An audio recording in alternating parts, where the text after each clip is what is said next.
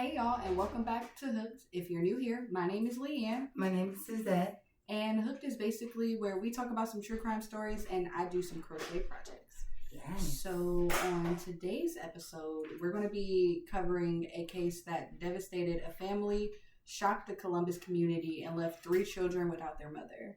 We are going to be talking about Shamira Rhodes and also her little sister, Kha'Terra Griffin. I'm going to go ahead and light this crochet candle and get into the story. Yes.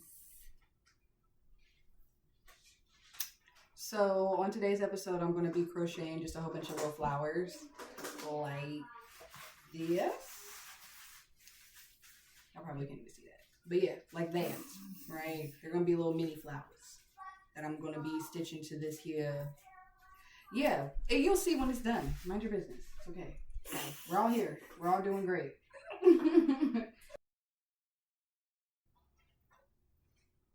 Ghetto. All right, my sweater Ghetto. on. So, yes. Finally, y'all, she got her sweater on. I'm talking about finally. I finally finished it. Right, let's be honest. So, 2 sisters, 2 lives cut short, and 1 night that ended in gunfire. Don't sound like it's gonna be very good. Let's dig in. So, on September 25th of 2022, just a little after 4:30 in the morning, chaos erupted at the Queen of Hearts pub at East Livingston Avenue in Columbus, Ohio. According to investigators, a gathering was taking place inside the nightclub when a fight broke out. Witnesses later would describe confusion, yelling, and people just scrambling as tensions escalated. Then came gunfire. When officers arrived at the scene, they found 30-year-old Shamira Rhodes suffering from gunshot wounds. Nearby was her younger sister, 17-year-old Kha'Terra Griffin. They had both been struck. A third woman was also injured. Emergency crew rushed to save them, but for Shamira, it was already too late. Mom, what is wrong with you? Dear God, you throwing me off. I'm sorry. It's easy in true crime for us to focus on the suspects, investigations, and courtroom drama. But before Shamira became a headline, she was a person, a daughter, a sister, a mother. Her friends described her as someone who loved deeply and protected the people around her. Most importantly, she was raising 3 children who would now have to grow up without their mother. Oh, wow. The grief was immediate. Family members struggled to understand how a night out ended in tragedy. But even as they planned Shamira's funeral, they were holding on to hope for another family member, Kha'Terra. 17-year-old Kha'Terra Griffin had survived the shooting. Doctors worked tirelessly. Her family prayed, friends gathered around her hospital bed, and for weeks she fought. According to loved ones, Kha'Terra underwent multiple surgeries as doctors attempted to save her life. The family had already buried 1 sister. Now they were desperately trying not to lose another. But the damages were severe. Weeks after the shooting, her condition worsened. On October 15th of 2022, she died from the injuries she suffered at that night. Just 17 years old, a teenager with her entire future ahead of her. Gone. Wow. Yeah, she was. Baby. I had literally just said I didn't want to do any more kid cases, and then I was getting into this one, and then I was already too deep into like what I was looking at and wanting to do it before I seen her age. Like when I first looked at it, it was like Shamira and her sister. Right. Yeah. Then So I you started didn't know getting the into age it. Yeah, and I seen that she was only 17, and I was like, God damn it, I didn't want to do this. You know, I hate these. I don't know. She's a baby. I wondered, she probably was in her senior year of high school too. Well, one thing that repeatedly came up when friends and loved ones spoke publicly about the relationship publicly about the sisters, was their relationship with each other. People who knew them said they were inseparable, always together, always checking on one another, always showing up for the family. The loss felt impossible to comprehend. Not only had a family lost one daughter, they lost two. And for Shamira's children, they lost both their mother and a beloved auntie. The heartbreak rippled through the community.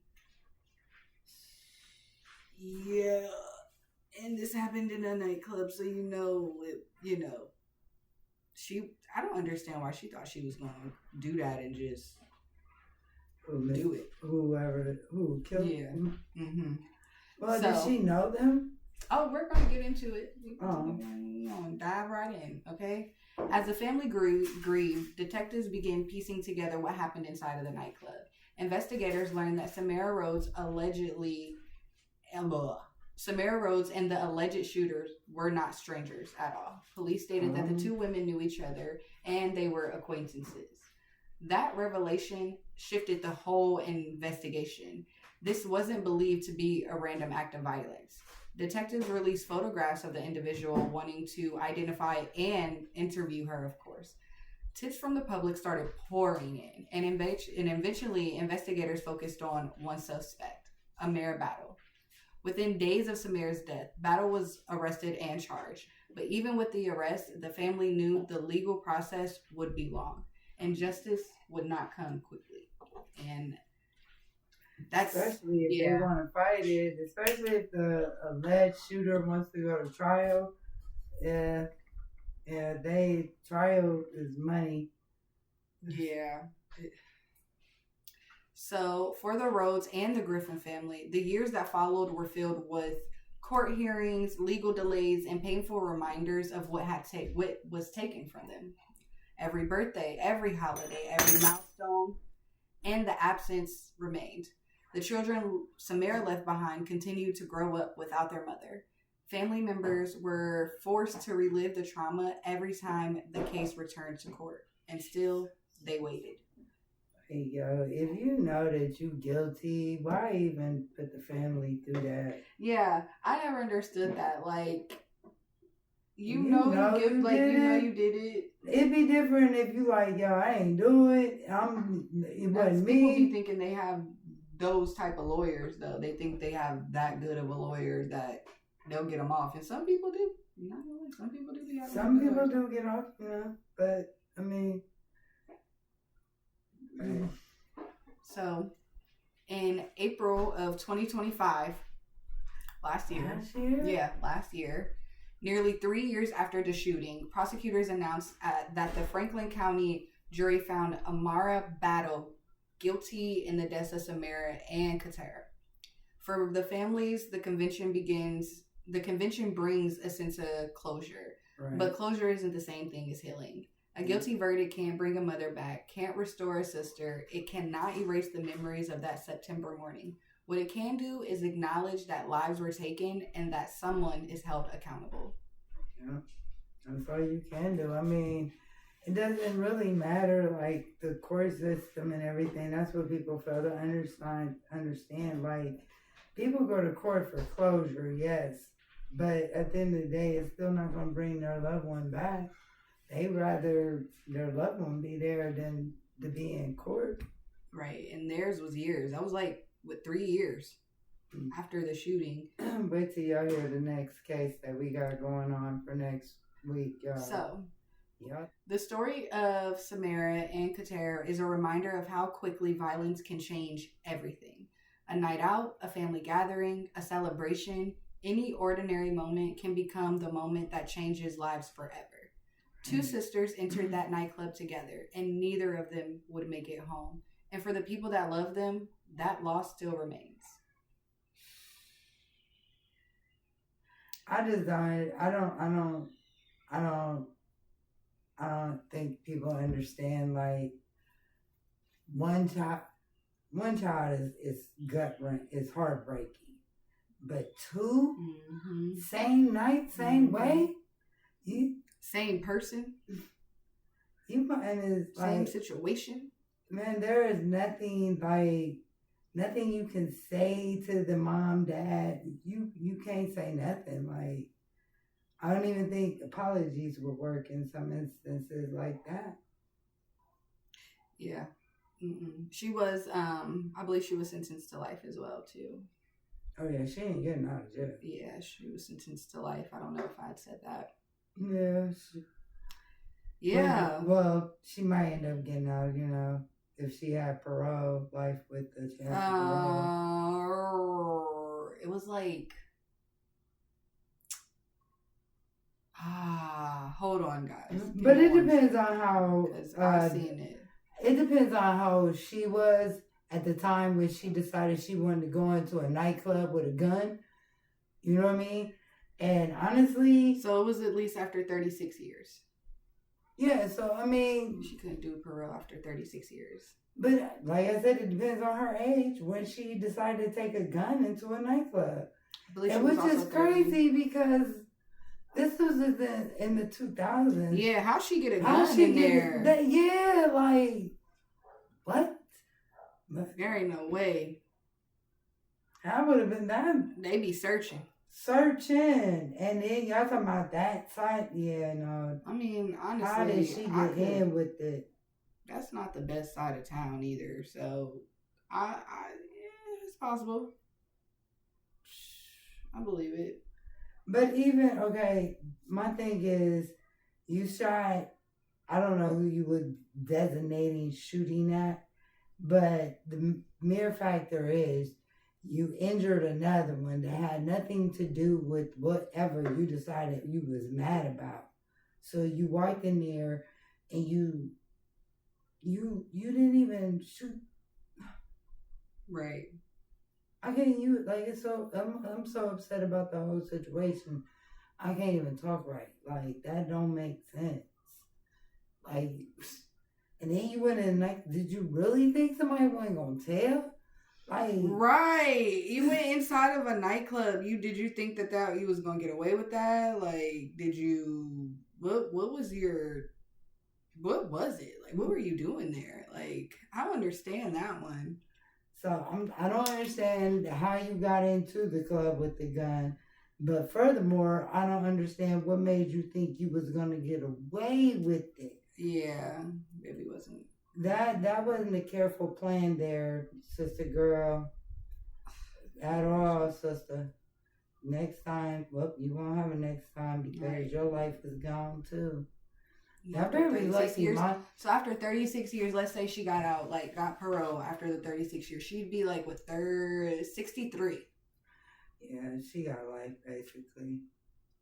Not really. 63 is still kind of young. I feel like she could have got longer. Like I said, it depends on how old she was when she went in. 30. I just said 30. She gonna get out. She gonna think she's still in her 30s, so she don't need to get out of jail. For real.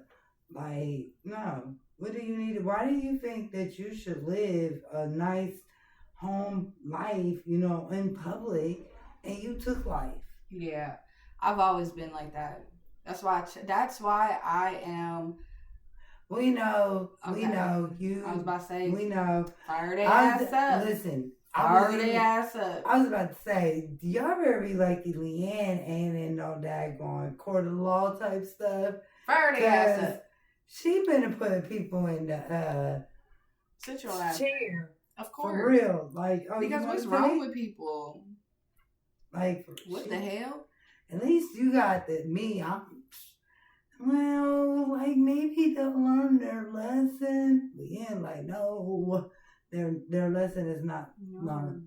No, not at all. Well, guys, that was it for today's Stitch and Story session. Remember, relax, release. Don't be somebody we talk about. Because we will talk about you. Bad. Real bad. Real bad. And we're going to tell you how we feel about what you did, too. So, Yeah. Get it together. Tread lightly. Very light.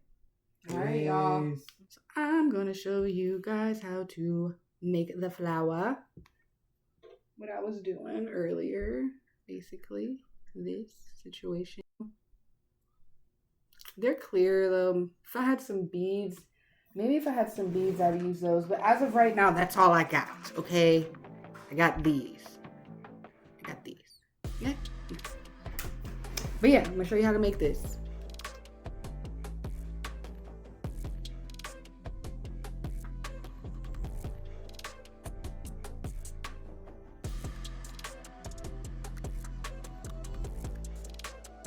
First petal, done. Then you just repeat that same situation. Half double crochet, double crochet, double crochet, half the slip stitch. And you're gonna do that until you have 5 petals. So I'm gonna do it 3 more times.